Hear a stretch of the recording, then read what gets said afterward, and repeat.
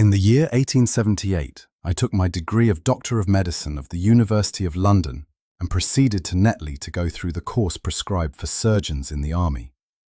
Having completed my studies there, I was duly attached to the 5th Northumberland Fusiliers as assistant surgeon.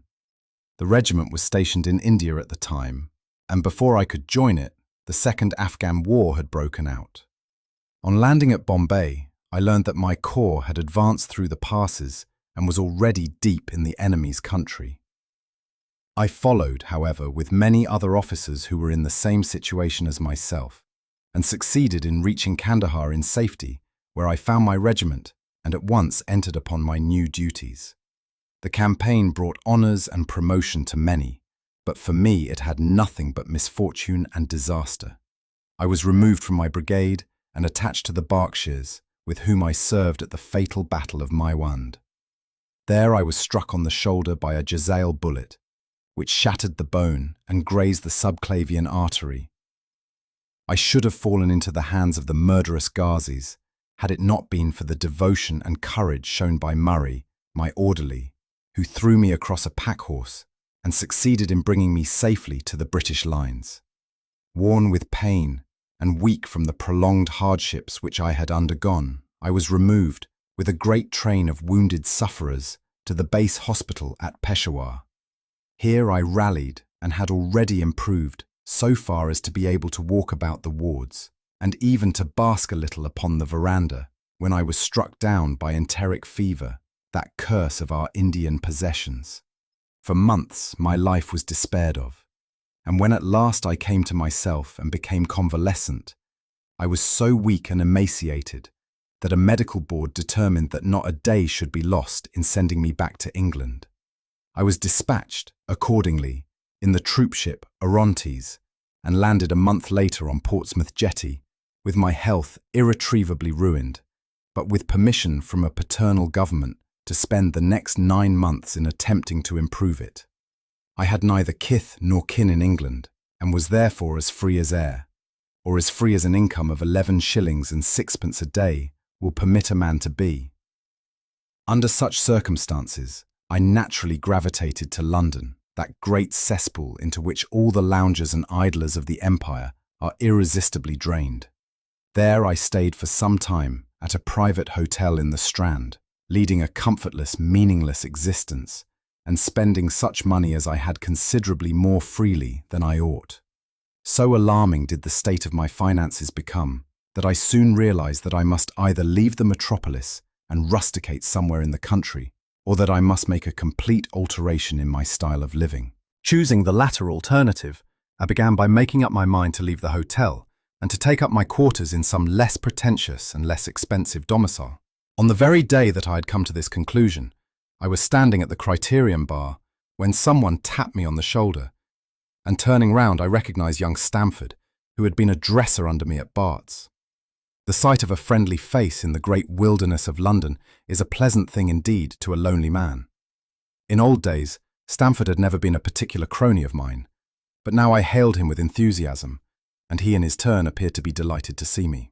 In the exuberance of my joy, I asked him to lunch with me at the Holborn, and we started off together in a hansom. "Whatever have you been doing with yourself, Watson?" he asked, in undisguised wonder, as we rattled through the crowded London streets. "You are as thin as a lathe and as brown as a nut." I gave him a short sketch of my adventures, and had hardly concluded it by the time that we reached our destination. "Poor devil," he said, commiseratingly, after he had listened to my misfortunes. "What are you up to now?" "Looking for lodgings," I answered, trying to solve the problem as to whether it is possible to get comfortable rooms at a reasonable price. "That's a strange thing," remarked my companion. "You are the second man today that has used that expression to me." "And who was the first?" I asked. "A fellow who is working at the chemical laboratory up at the hospital. He was bemoaning himself this morning because he could not get someone to go halves with him in some nice rooms which he had found, and which were too much for his purse." "By Jove," I cried, "if he really wants someone to share the rooms and the expense, I am the very man for him. I should prefer having a partner to being alone." Young Stamford looked rather strangely at me over his wineglass. "You don't know Sherlock Holmes yet," he said. "Perhaps you would not care for him as a constant companion." "Why? What is there against him?" I asked. "Oh, I didn't say there was anything against him. He is a little queer in his ideas, an enthusiast in some branches of science. As far as I know, he is a decent fellow enough." "A medical student, I suppose," said I. "No, I have no idea what he intends to go in for. I believe he is well up in anatomy and he is a first-class chemist. But, as far as I know, he has never taken out any systematic medical classes. His studies are very desultory and eccentric, but he has amassed a lot of out-of-the-way knowledge which would astonish his professors." "Did you never ask him what he was going in for?" I asked. "No. He is not a man that it is easy to draw out, though he can be communicative enough when the fancy seizes him." "I should like to meet him," I said. "If I am to lodge with anyone, I should prefer a man of studious and quiet habits. I am not strong enough yet to stand much noise or excitement. I had enough of both in Afghanistan to last me for the remainder of my natural existence. How could I meet this friend of yours?" "He is sure to be at the laboratory," returned my companion. "He either avoids the place for weeks, or else he works there from morning to night. If you like, we shall drive round together after luncheon." "Certainly," I answered, and the conversation drifted away into other channels. As we made our way to the hospital after leaving the Holborn, Stamford gave me a few more particulars about the gentleman whom I proposed to take as a fellow lodger. "You mustn't blame me if you don't get on with him," he said. "I know nothing more of him than I have learned from meeting him occasionally in the laboratory. You proposed this arrangement, so you must not hold me responsible." "If we don't get on, it will be easy to part company," I answered.